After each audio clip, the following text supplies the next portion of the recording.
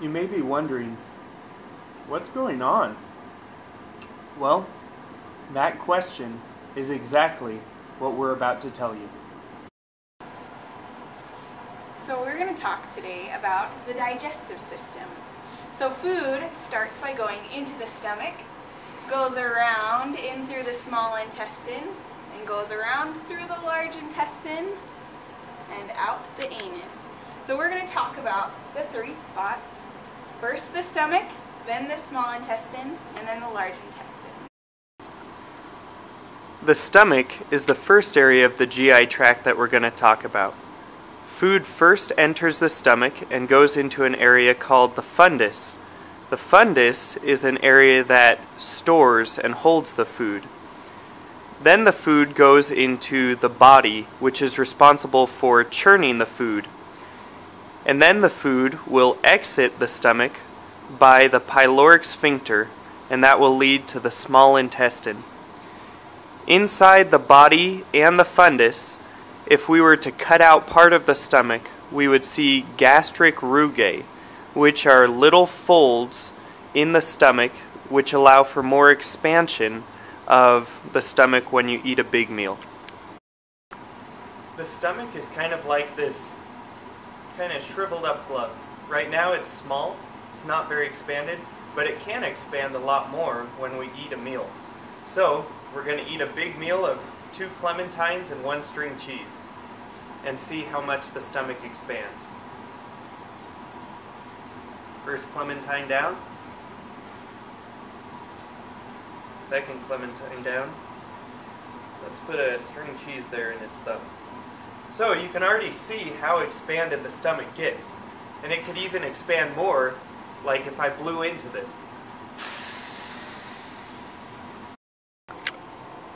So now we're going to talk about the small intestine. We just came from the stomach through the pyloric sphincter, and now we're going to enter the first section of the small intestine called the duodenum. It's only 10 inches long, but it's the major site for nutrient absorption in the small intestine.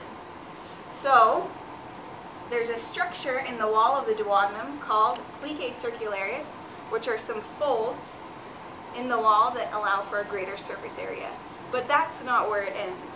We also have folds on top of the plicae circularis, right here, that are called villi. But that's not it either.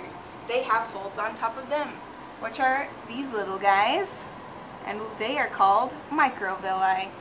So we have folds upon folds upon folds to absorb all of those nutrients. So after food has gone through the duodenum, it heads into this blue section called the jejunum, which is 8 feet long. From the jejunum, we go into the purple section right here, which is called the ileum, which is 12 feet long, which then goes through what's called the ileocecal valve to the cecum, which is the first part of the large intestine. And so the way you can remember this is D, J, I. Don't jump in to the cecum, because that would be gross. To help show the different sections of the small intestine, we wanted to use something that only seemed fitting to describe these different sections and their lengths. Toilet paper. This section of toilet paper is approximately the length of the duodenum, just about 10 inches. But now we're going to show you the jejunum, which is 8 feet long, and the ileum, which is 12 feet long.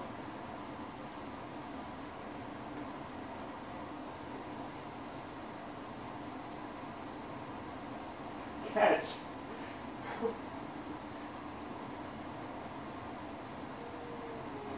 Nice.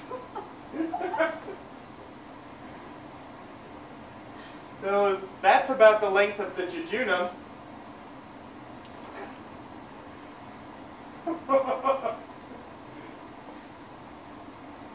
And there's our ileum. So all of this make up your small intestine. To help demonstrate the folds upon folds upon folds that we have in the small intestine that help with absorption, I'm going to give you a little bit of a real-life example. This is a scarf. One scarf is like the plicae circularis. But that's not where it ends. I need another scarf. 2 scarf. But that's not where it ends either. Another scarf. Folds upon folds upon folds. We've got scarves upon scarves upon scarves. The last part of the GI tract that we're going to talk about is the large intestine, sometimes known as the colon. The first part of the large intestine is the cecum, and we're going to show our food passing through the whole large intestine. It starts at the cecum, then goes up through the ascending colon, and then it makes a bend at the liver called the hepatic flexure, and then goes across the body called the transverse colon, and then makes another bend at the spleen called the splenic flexure. Then it goes down called the descending colon, then makes a little bit of an S shape called the sigmoid colon. Then it enters the rectum and then exits out the anal canal and the anus. The anal canal is the last inch of this whole tract. On both sides of the anus we have 2 sphincters, the internal anal sphincter and the external anal sphincter. We have another view right here that helps describe this a little bit. The internal anal sphincter is involuntary, whereas the external anal sphincter is voluntary. So when you really need to go to the bathroom and you're holding it in, that's you controlling your external anal sphincter.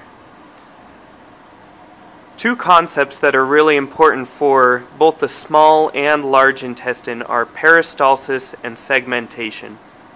Peristalsis is how the food is moved through the intestines, whereas segmentation is how the food is squished and churned and broken up in the small intestine.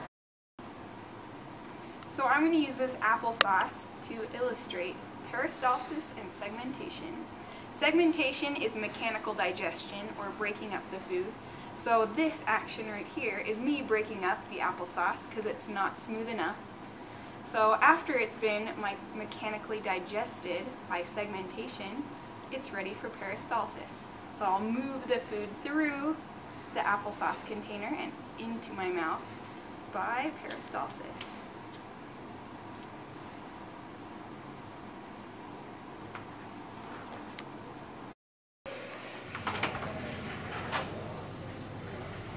And that's digestion.